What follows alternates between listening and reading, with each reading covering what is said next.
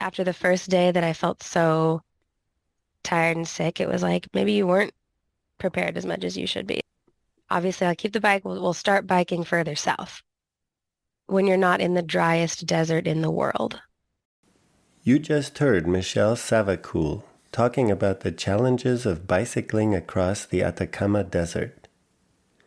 Michelle had planned to cycle Chile top to bottom, but soon she discovered that in bicycle touring, even the best laid plans sometimes don't survive more than a day.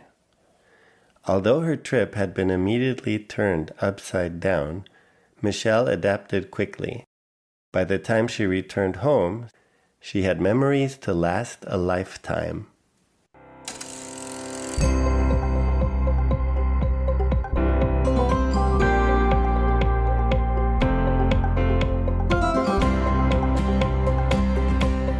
You're listening to The Accidental Bicycle Tourist. In this podcast, you'll meet people from all walks of life and learn about their most memorable bike touring experiences. This is your host, Gabriel Aldaz. Hello, cycle touring enthusiasts. Welcome to the first episode of The Accidental Bicycle Tourist. We are standing together at kilometer 0 of the podcast, about to set in motion. I hope it will be a memorable and rewarding journey together. My guest today is Michelle Savacool, whom my wife Sandra and I met in Patagonia, the southernmost part of Chile and Argentina on the South American continent. Just the word Patagonia evokes thoughts of untamed nature and high adventure. During the planning phase of our trip, Sandra and I had considered crossing Patagonia by bicycle, of course, or with a camper van, but opted finally on backpacking and hitchhiking.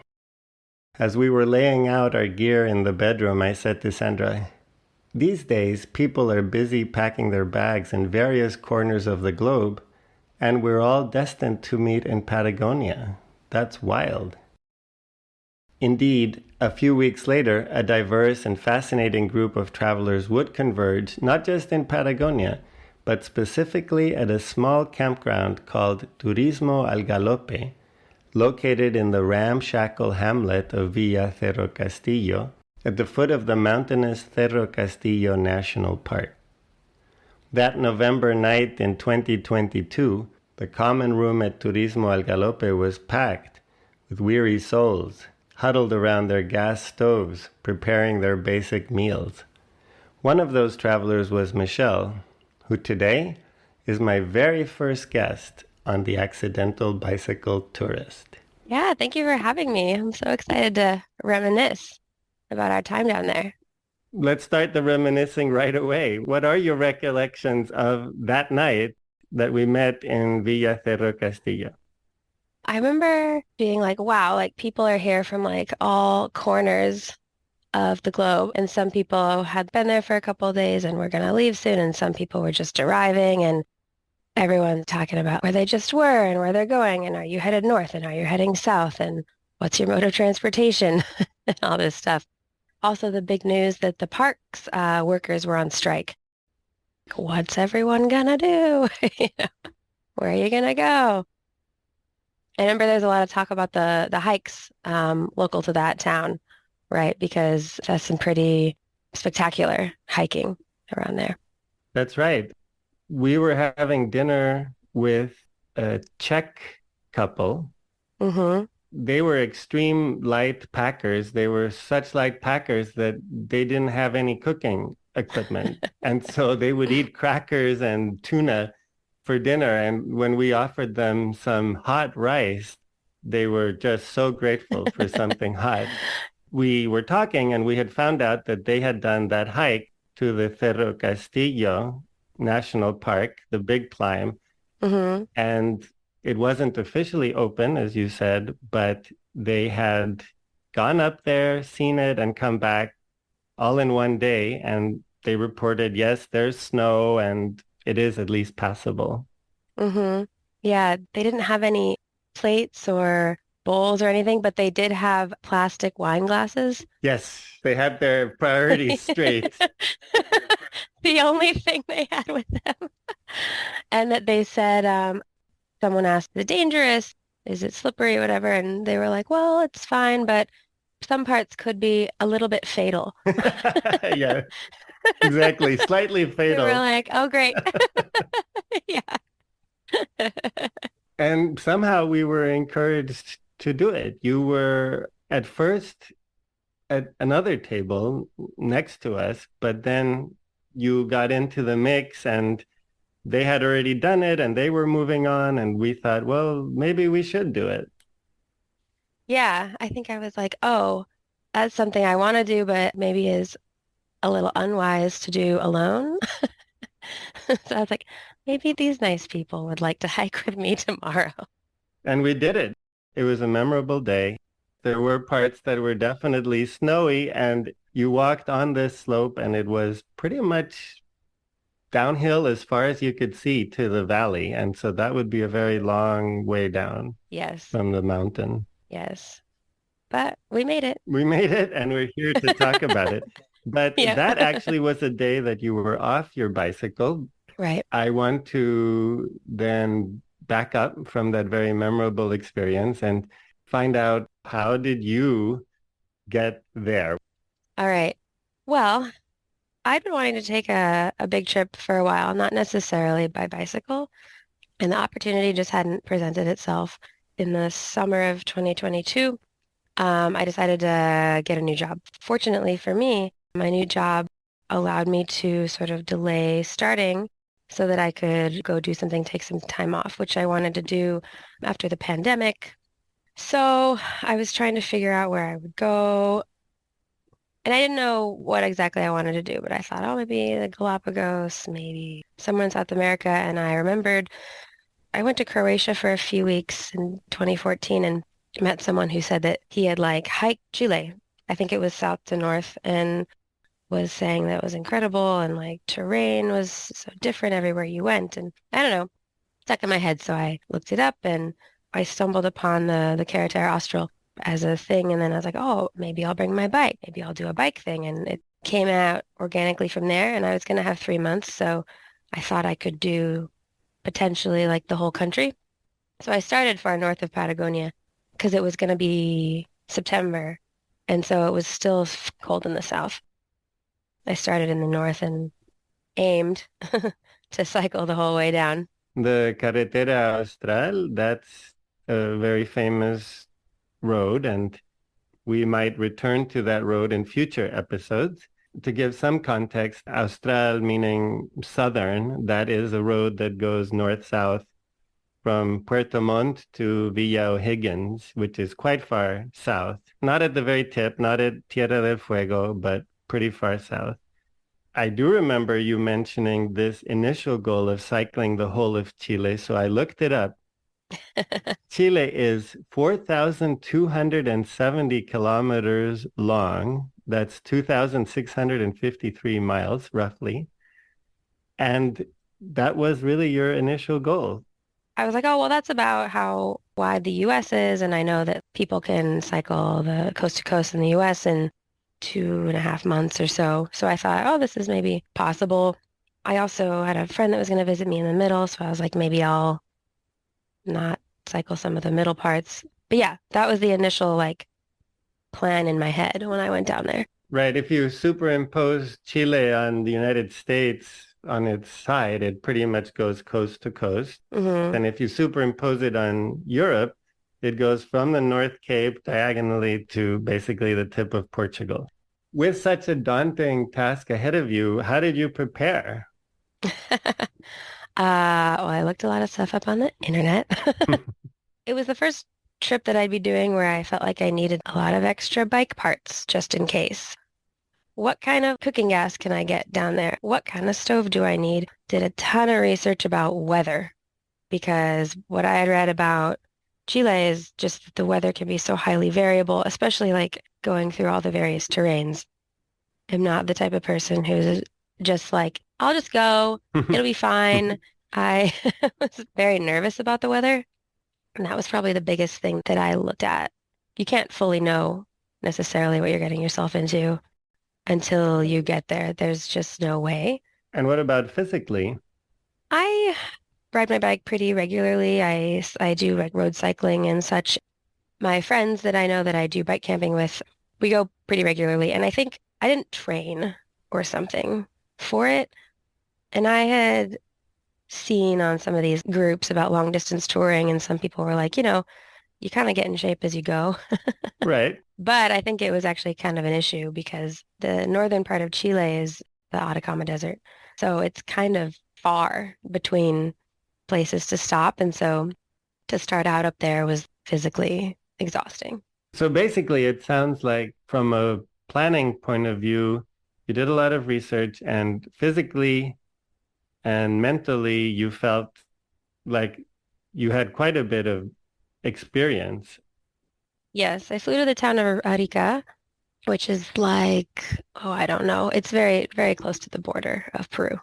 I took my bike from home, disassembled, put it in a box, and reassembled once I got down there. The man who ran the hostel I was staying at picked me up at the airport because he had like a bigger car and he was like, oh, you're coming with a box. I will come get you. And this started a series of people being extremely, extremely hospitable in Chile.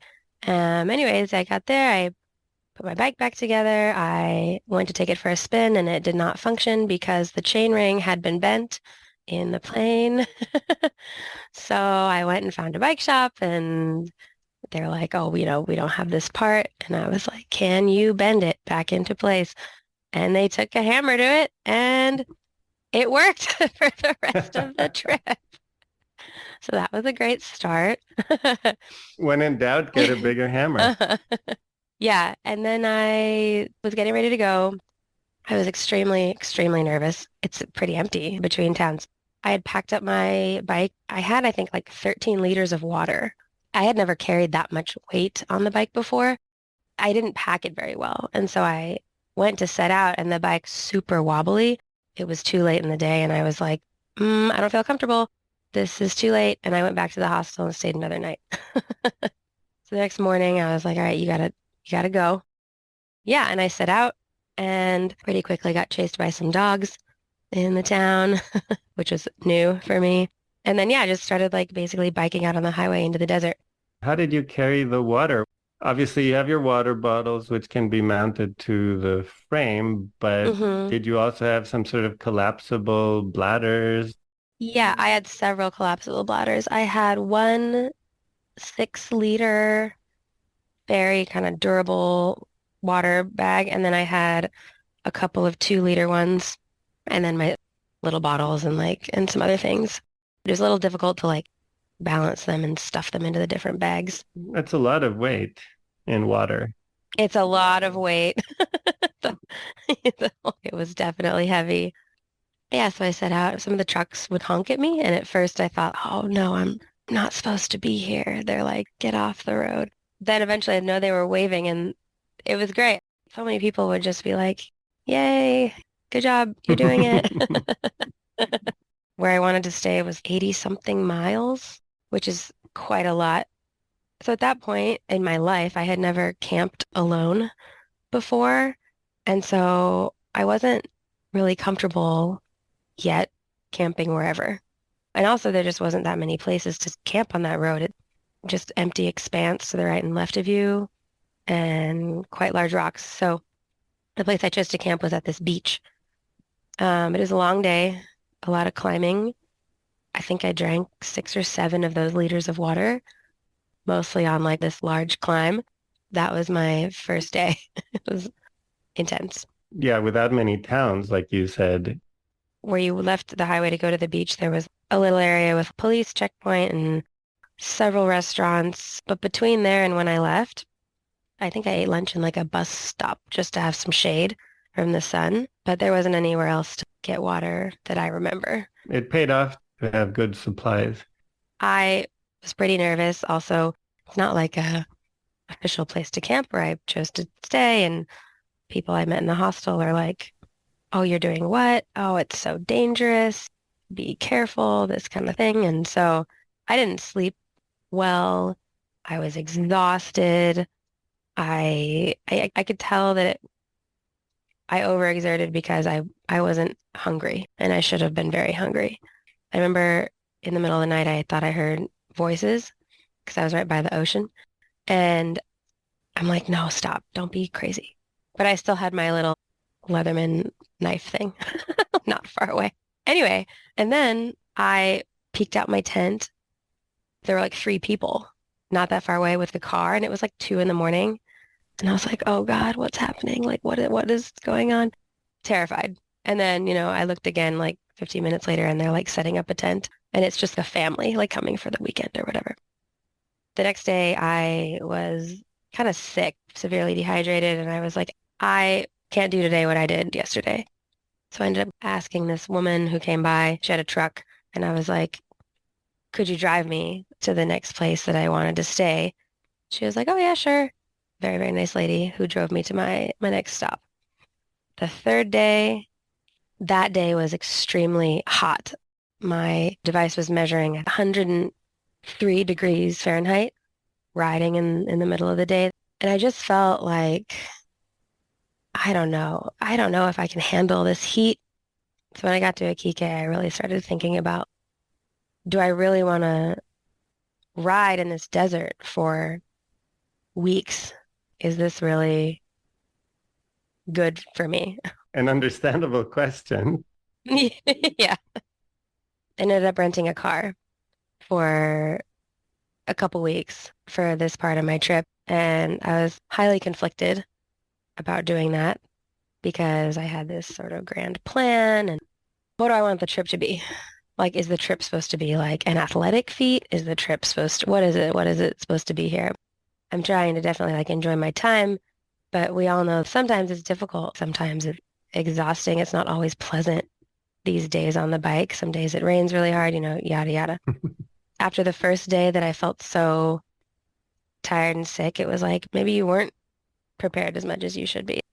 Obviously, I'll keep the bike. We'll start biking further south when you're not in the driest desert in the world. What were you feeling there? Was it heat? Was it the road? Briefly think back to what is it that made you say, I'm getting a car? Yeah. The big thing was the sun, not necessarily the temperature, but the intensity of the sun. I think my body just was not handling that well at all. I was like, I don't think this is a good idea for me. I don't know if I'm physically able to do this right now. Did you feel lightheaded or? Yeah, I felt dizzy and just like I was being like cooked, even though I was wearing like long sleeves.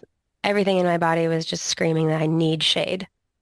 Maybe if I did it again after having done the longer trip now, I would be in a better place mentally to do it. And I probably would do much shorter days. And I think it would be very different if I wasn't alone. I think renting that car and being able to take my time and do spontaneous things was the right decision for me at the time. Well, you had to decide what your goal was, just like you were saying. And Yeah. if your goal was to cover the 4,000 plus kilometers or 3,000 miles, then it would have felt like a defeat, I guess. But if your goal was you have a certain amount of time and you want to enjoy the country and have a mix of experiences, then Right. why not? And I don't think you regret that today. No, I don't. The desert's hard. It's harder than in the South where we met. I did feel a little bit disappointed in myself. And then very quickly when I got in the car and started heading inland, and it's just like mining trucks and not much else, and where would I stay? And I met a guy in the South who had traveled through there, and he was like, well, I would just camp in the little ditch between the roads after it got dark. I don't necessarily want to be doing that. It gave me more time in San Pedro to do other things that were really fun. I met some people because I was driving instead of biking that I wouldn't otherwise met that I still talk to. When I got to San Pedro, I was doing something with the bike in the back and I noticed that my tire was flat. And I remembered that the last day that I was riding as the sun was kind of starting to like set, and I really wanted to get into Kike before it was dark because had to take this downhill highway, and I heard this whop, whop, whop, whop, whop noise, and I pulled over and like checked my bike and I couldn't figure out anything was wrong. So I was like, whatever, I guess I'll just figure it out when I get there. Anyways, turns out it was that I ran over this big tack and my tire just hadn't gone flat until I stopped. But it was like, oh my God, I was so lucky that that didn't blow out or something on this highway. Yeah, that was lucky. And crazy that you only found out about it in San Pedro. I remember you saying that San Pedro de Atacama was actually a very pleasant town. Mm-hmm. Yeah, it's fun. It's beautiful. It's pretty touristy, but just surrounded by like so many different scenic natural formations of various kinds. Salt pools and mountains and geysers. Yeah, it's quite beautiful. I seem to recall also the blooming desert was going on. So that was a little further south in the desert. In years of high rainfall, I think it is, the winter before, the desert will erupt in these like flowers.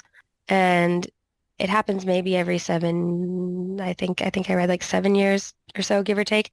But this year was a really like big blooming year. So yeah, when I was a little further south, I could see it off the edge of the highway and people had pulled over to like take pictures with these flowers. Instead of the desert being this light brown sandy color, it's just these blankets of purple, white, or dense red areas. Yeah, that was very pretty. It sounded like you were having a good driving tour. And how did you then alter your plans and decide to get back on the bike in terms of timing, in terms of location? Yeah.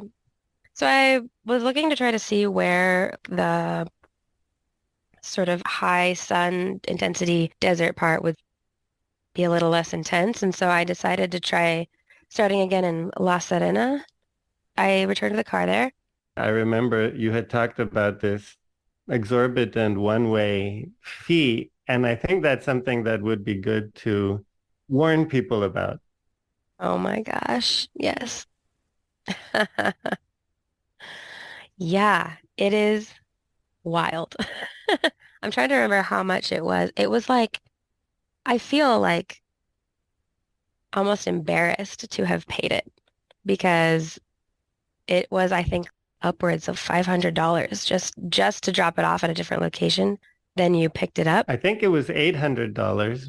It was at 800. Well, I didn't pay it, but I, Yeah. I think it was 800 because we actually met another person in Chile who said, yeah, I did a one-way rental. And I asked, did you pay $800? And they said, yes.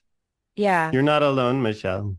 My stress and anxiety was so much that it was like, okay, I'm just going to do it. I'll just do it.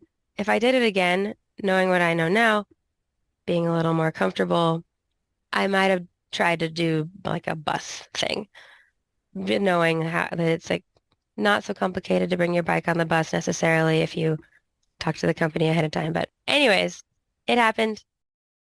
I got to La Serena and I spent some time there because it was the national holidays at that time. So there were like celebrations going on everywhere. And that was really, really fun to be in a place where I could celebrate that with people.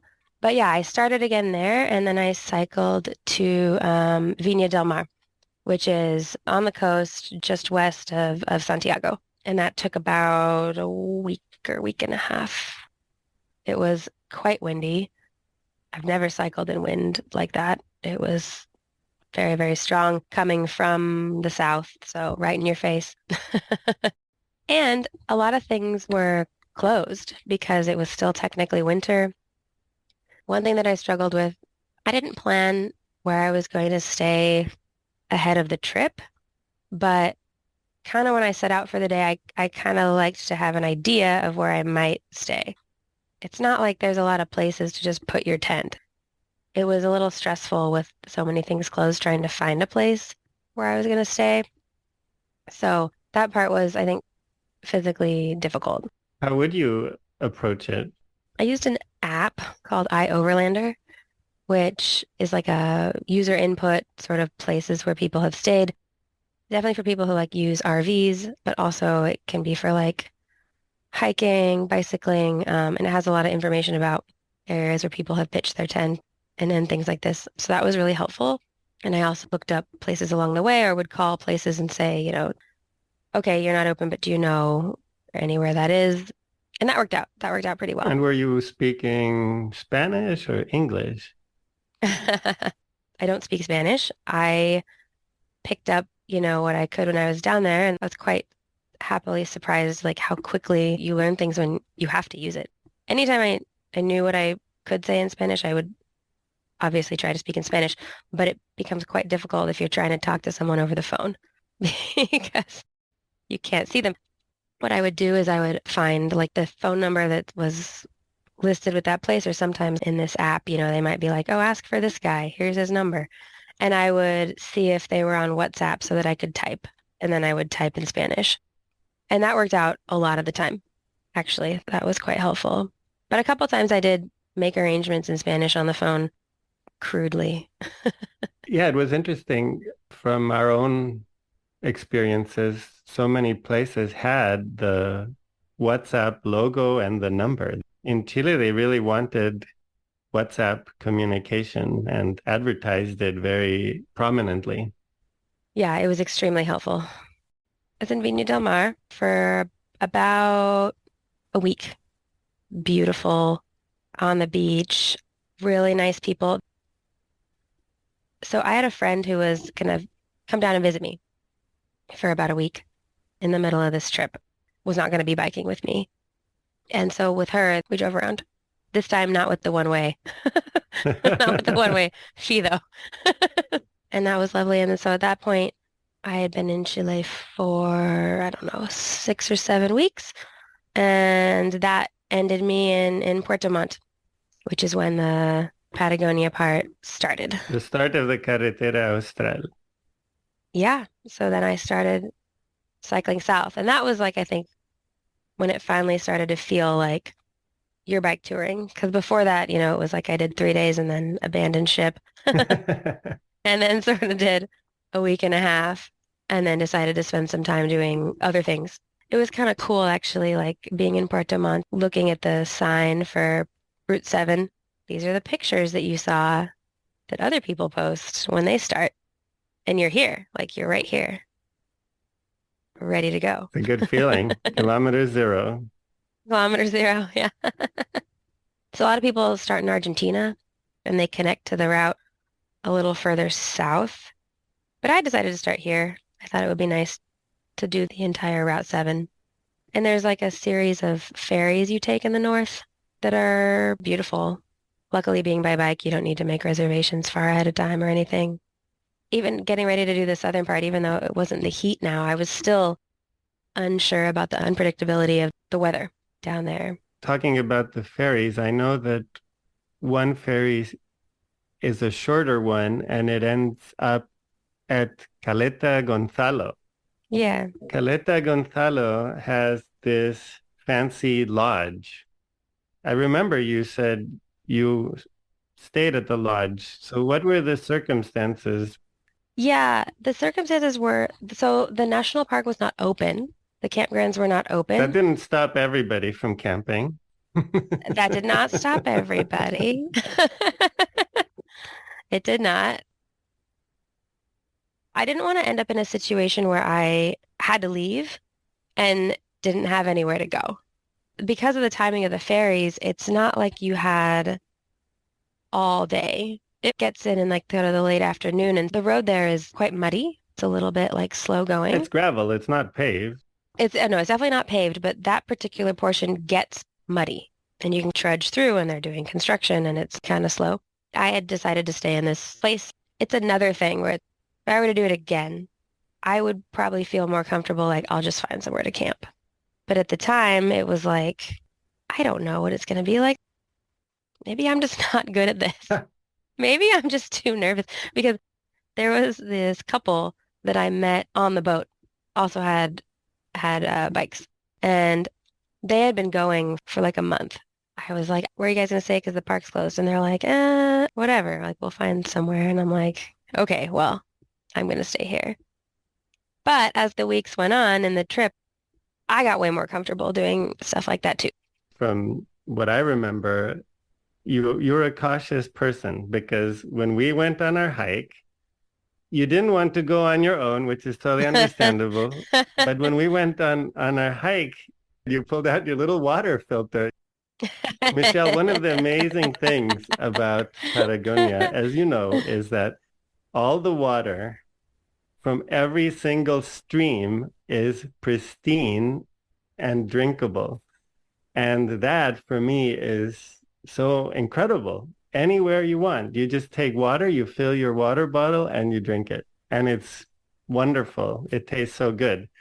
And we said, Michelle, it's okay. This is not polluted in any way. And you said, I know it's probably the case, but, and you were filtering your water.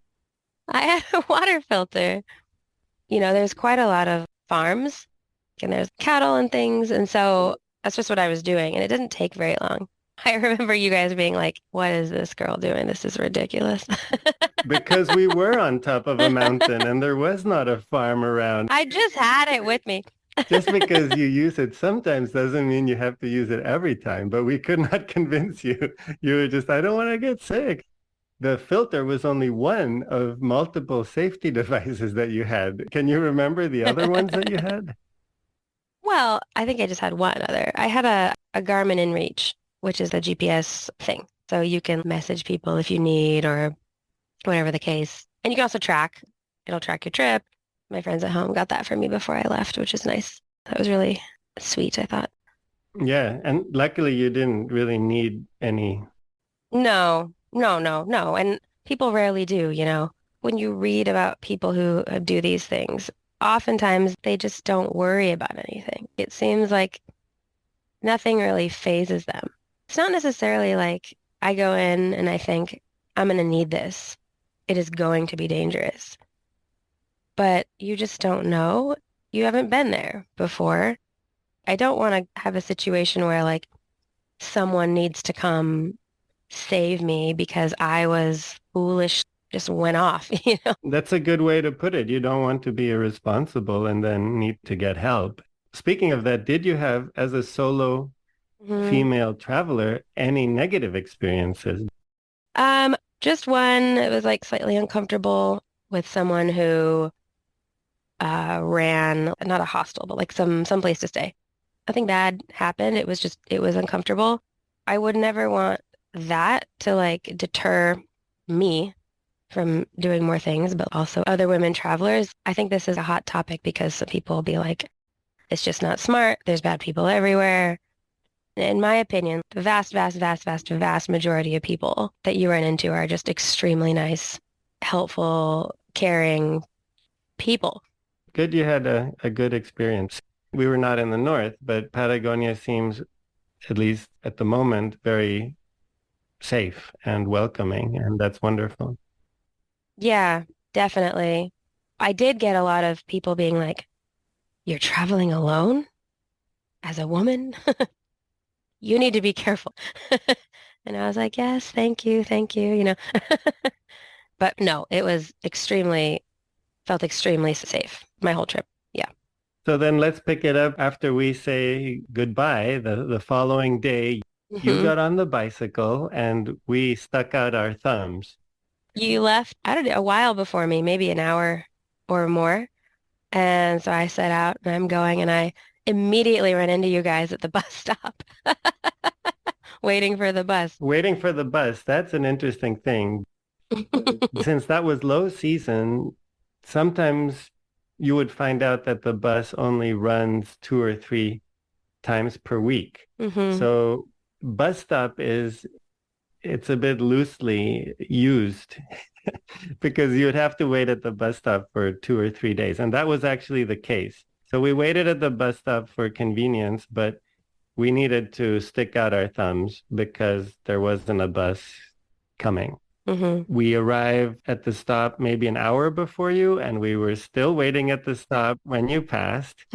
And we thought, we should have been biking. But then we got picked up by a very friendly woman, and then we saw you. Yeah, you would have passed me again, right? Yeah. And we passed you and we thought, good thing we're not biking. We're way faster. That's the gamble when you're hitchhiking. Right. Villa Cerro Castillo is maybe roughly about halfway through. Yeah. the Carretera Austral? That sounds right. So how was the last stretch? So immediately after Cerro Castillo, the pavement ends. In the top half, most of it is paved now, but then the pavement ends. And I was actually really looking forward to gravel because that's, really what I wanted to ride. It's as if you go from pavement to gravel and everything all of a sudden becomes just way more remote. That was really cool to have that sort of transition happen. There were a lot of these, I don't know if I'd call them like a campground, but like camping on people's land. So people would have a large land and then they would be like, I'm going to offer camping on my property. And then they would have a little like building, refugio place where you could escape the weather and then a bathroom or whatever. And then you could pitch your tent. And so I think that next night I stayed at one of those places. It was lovely. Like the people that ran these places were so nice and they would sell you eggs from their chickens if you wanted to buy that, or they would sell you bread or cheese if you wanted it. So I made my way to Puerto Rio Tranquilo, and there I took a couple days because my legs needed a break, especially because during my quote unquote rest day, we did a 15-mile hike. Right. That was your rest day. That was my rest day. So I stayed in Puerto Rio Tranquilo for a couple days. I visited the glacier, visited the marble caves. That was so beautiful. I think in Puerto Rio Tranquilo was when I started seeing the same people that we had seen in our campground in Cerro Castillo were there. And then it was sort of like as I moved south, you'd sort of keep crossing paths with the same set. And then you'd check in with people and you'd be like, did you see the Argentinian couple pass? Oh no, they must have stopped here. And it became this community where you're not really traveling together, but you know where each other are. You're all headed down. So that was really fun because I started seeing more and more cyclists. My last night before I got to Villa O'Higgins, I stopped at a river to get some water, and there was two people that were setting up to camp there for the night, and they were like, "Oh, you're Michelle. You're from New York." And I was like, "Oh my, I forgot these people I met, obviously. Oh no." And they're like, "Oh yeah, like we ran into Jerome." It's like everybody kind of knew each other.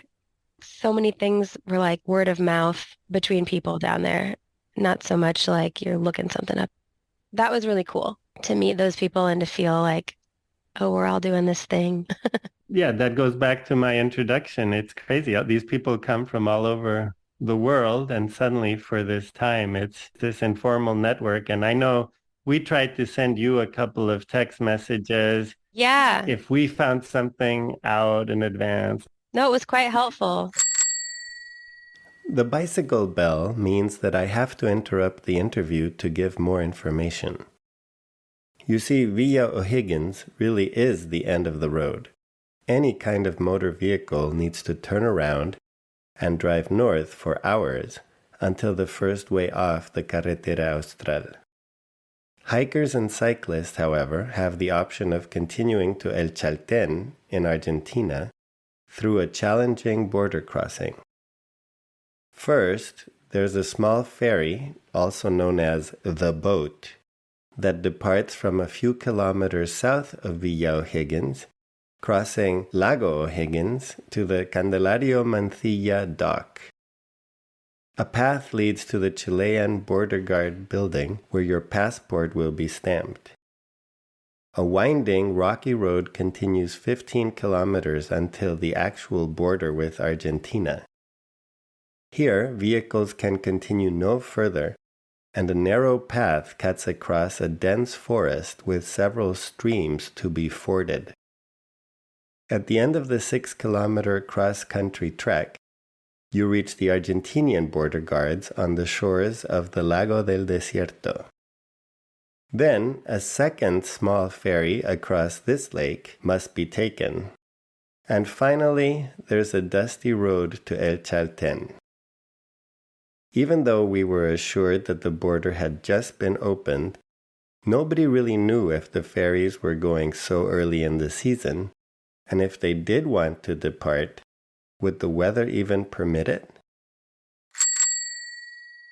I think the woman at the campground in Cochrane knew the lady who ran the boat out of VO Higgins. She had called down and was like, "Oh, what's the deal? The weather? Are you gonna run it?" We were there a few days before you, so that was the first boat that left because of the pandemic in 2 years. We met people who had been stuck at VO Higgins for a week, and then on the other side, we met people who had been stuck on the Argentinian side. We were so lucky. We were arriving, and then the next day we're going. It could have been a week of waiting. Will it go today? Will it go tomorrow? Mm-hmm. How was it to finally reach VO Higgins? Oh, it felt awesome. It felt great. It was like, oh no, wait, I don't want it to be over. I'm gonna slow this down a little bit. But that last road, that last stretch to VO Higgins is gorgeous, absolutely beautiful. Obviously, there's towns in there built up or whatever. But in between the towns, it hasn't been touched, it seems. It's like it's just left to be what it is, and not just in Patagonia. And I really liked that. It wasn't just over sort of, I don't know what you call it. Developed?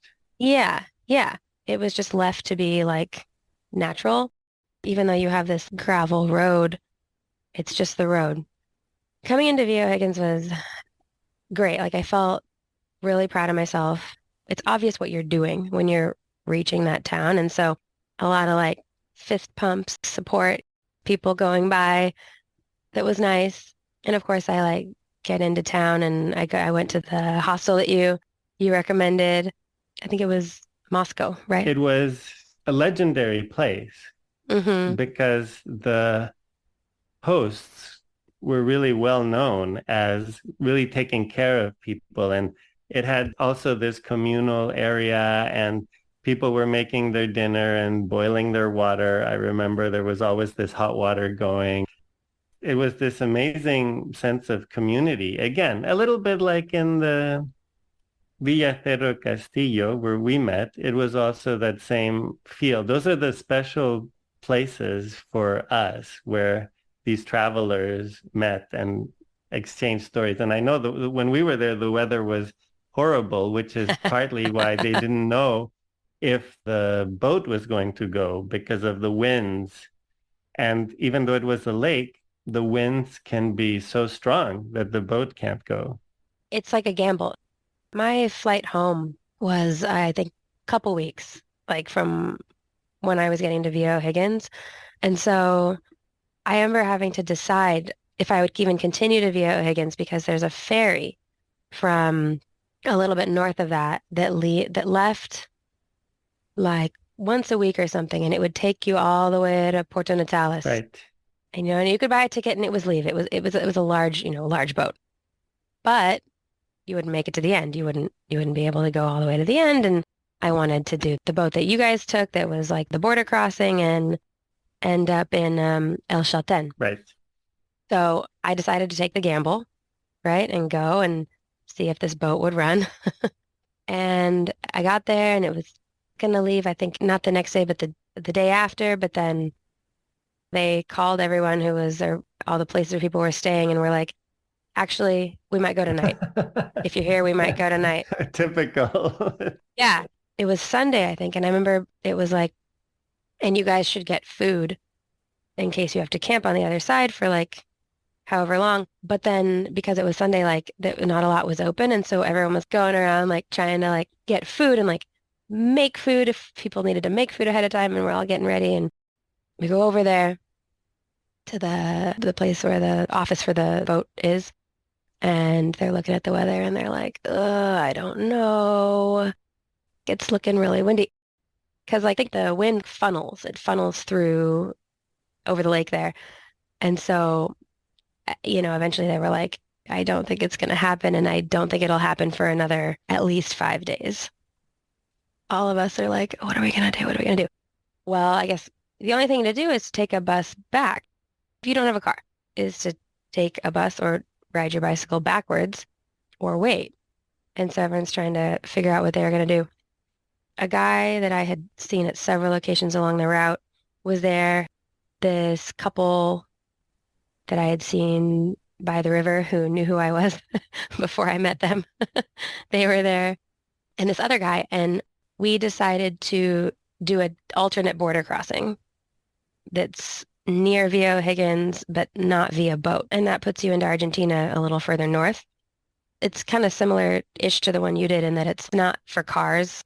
When we did it, there was, of course, all of this uncertainty, like with you. And Hmm. there was a couple on bicycles who had been waiting at Via O'Higgins for 1 week. Hmm. They just thought, no, we can't handle this anymore. And so we're going to take this alternate crossing. It must be the one that you did.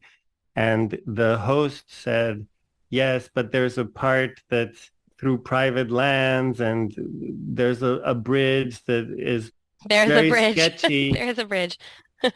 They took their chance on it. And of course, our boat did end up going. I'm sure they had an adventure, but it was interesting to find out that you did the same because I don't think this is highly known, this other alternative.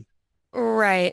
You probably go back 10 miles maybe north of Via O'Higgins. It's called the Paso Mayor. Yes, exactly. Right. So you make your way to like the Chilean border control, and they were so lovely. They gave us coffee.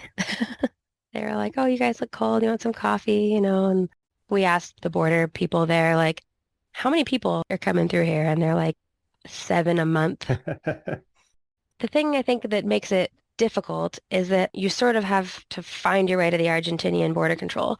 And there's some maps that you can find and you can kind of see the trails. And there is this like bridge because you have to cross this big river, and it was built for sheep. So we had to take our stuff over like one bag at a How time. many of you were there? There was 5. So one bag at a time, and we really didn't want 2 people on the bridge at the same time because it looked like it might be a little, we didn't want it to be too heavy, you know. Took the bikes over and stuff. Then you're in a part of Argentina that's way further north than where you were trying to go. So if you're trying to continue on and go to like El Chaltén and then go to like El Calafate and then eventually like Torres del Paine, you're going way, way far out of the way. You might add as many days riding to your trip as you would waiting, you know? It was cool. It was like fun. So I feel happy to have had the experience I had, even though it wasn't the ferry that you took. There are very few people who attempt that crossing, at least nowadays. Who knows? It might become more popular. You're in a select group, I think. It's a very unknown crossing. And then somehow on the Argentinian side, you got back to civilization. Did you make it to Route 40? Yeah, so made it to Route 40, and then we ended up in Gobernador Gregores. And from there, we ran into these people who had some trucks. They had like bike toured before, and they ended up at the place we were staying. There was only 3 of us at that point, and they were like, "Oh, we're going to El Chaltén if you guys want to just go with us." And so we threw our bikes, in their car, and we ended up at El Chaltén, Nice. right where we wanted to go. Of course, this is perfect. Great. We made it. Yeah, things like that happened the whole time where you're like, oh gosh, what am I going to do? And then something would come up and it would be great and amazing. Definitely. And I think it's this very interesting philosophy where what you have to give up is your sense of rushing and everything scheduled, which is so ingrained in us. Hmm. You give that up because who knows, there might be a storm and now the ferry's not running. Or there might be a landslide and the Carretera Austral is closed for 2 days. So just sit back and relax. Right. And in 2 days, you can keep going. And so that's very difficult for, I know for someone like myself, or I think maybe most people in the United States or maybe Europe. Hmm. So you give up that expectation that everything will happen on time. And what you get back is these incredible meetings with people and amazing experiences that happen. And it seems like a good trade-off to me. Yeah, it's like a good reminder. There are cool things happening all the time. And maybe you don't get to do the thing you wanted to do initially, but then instead you get this other thing. that is equal or better.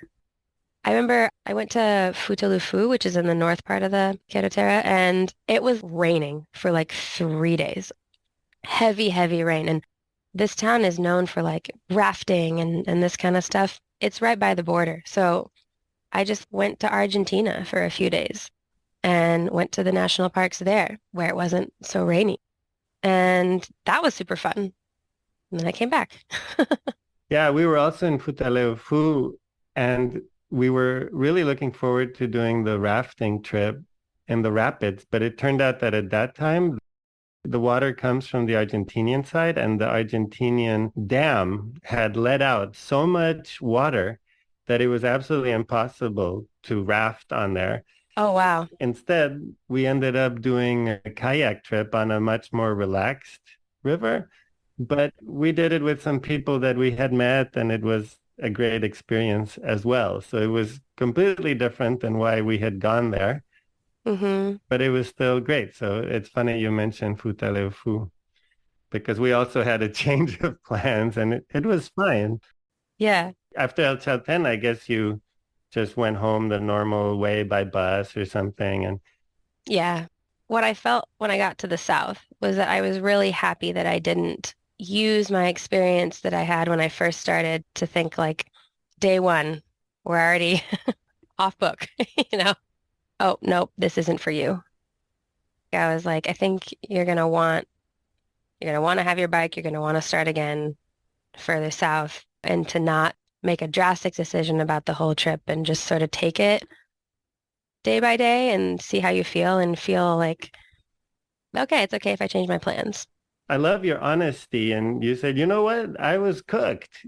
I was cooked. I didn't want to do it. So I got a car. And there's no shame in that. And it's a change of plans. And that experience helped you in the southern part of your trip. And you were still able to have that amazing bicycle touring experience, even though, okay, maybe it wasn't all of Chile, but it was still a lot of amazing experiences. Yeah, and I got to experience the country north to south for sure. And that's what I wanted. And it was like, I'm not going to have any time to do anything spontaneous if I have a time pressure on the bike. I'm going to have less experiences this way than I would if I changed plans right now. It's okay if I change my plans by choice, and it's okay if I change my plans because circumstances dictate that I have to change my plans. Feeling really happy that I continue to do that. I had an amazing, amazing time, met amazing people like yourself, and was sad to leave. Wanted to keep going. It's a special place for sure. Yeah. And I'm also sure we'll be back sometime. Yeah, I would love to go back.